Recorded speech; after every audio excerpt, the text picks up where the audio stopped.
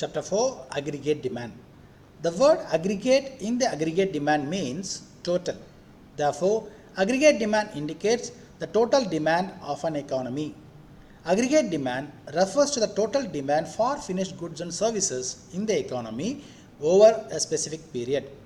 It also refers to a country's gross domestic product (GDP) demand.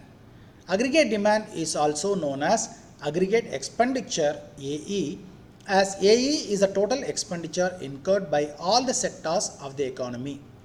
The aggregate demand includes factors such as personal consumption, investment, government demand, and net exports.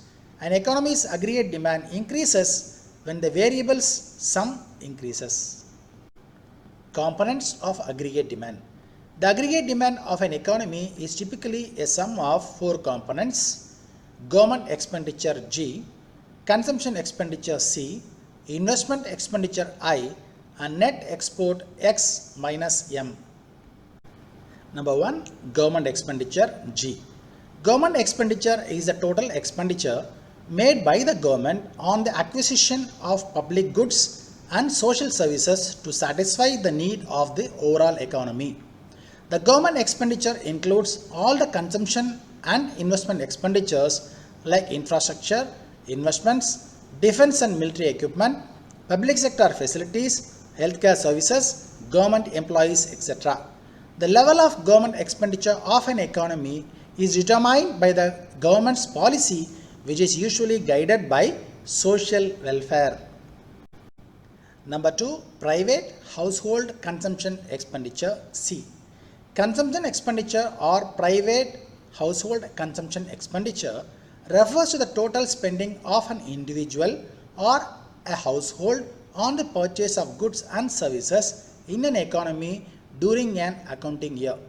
The spending of households is majorly affected by disposable income, as when the income of the consumer increases, the expenditure increases, and vice versa.